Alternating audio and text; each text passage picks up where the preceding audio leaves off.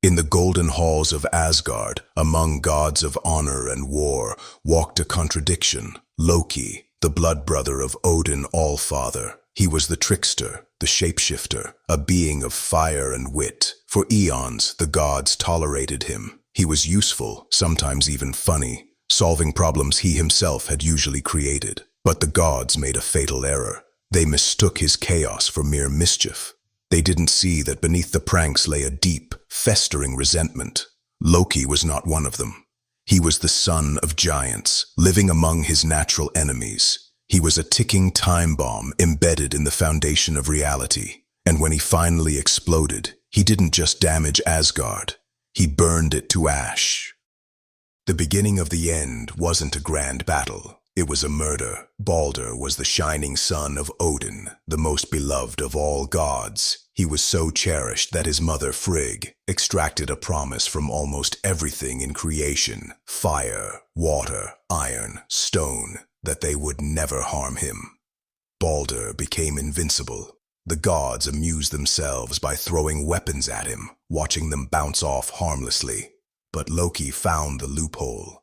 He discovered that Frigg had overlooked the tiny, insignificant mistletoe plant. Driven by pure jealousy of Baldr's light, Loki crafted a dart from the mistletoe. He then tricked the blind god Hodr into throwing it. The dart pierced Baldr's heart, killing him instantly. Asgard fell silent. The shining light went out. In that moment, Loki ceased to be a prankster. He became the adversary. He had broken the sacred peace, and for the gods, this was unforgivable. The gods' retaliation was brutal.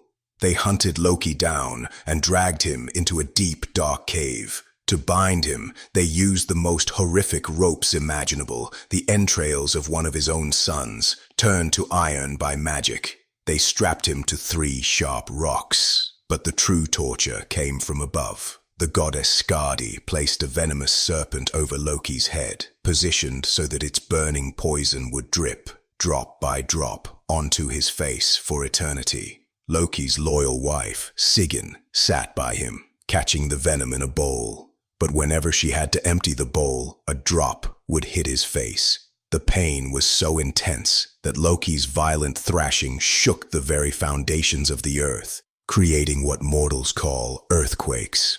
For an age, Loki lay in the dark. Every drop of venom that hit his skin didn't just cause pain, it distilled his resentment into pure, concentrated hatred.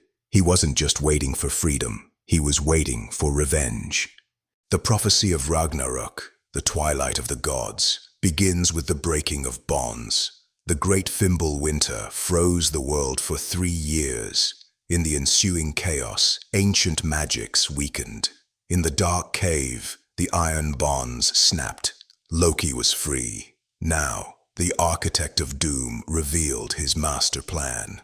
He wouldn't fight alone. He had fathered monstrous children who were already destined to destroy Odin's world. Far in the east, the giant wolf Fenrir broke his chains, his jaws opening wide enough to swallow the sky. In the deep ocean, the Midgard serpent, Jormungandr, released its tail and rose from the depths, flooding the land. And from the icy realm of Niflheim came Hel, the queen of the dead, Loki's daughter, bringing an army of decay. Loki didn't just join the attacking army, he took the helm. He captained the Naglfar, a grotesque ship made entirely from the fingernails and toenails of the dead. He sailed this vessel of nightmares toward the field of Vigrid, leading the giants and the dead to the final confrontation.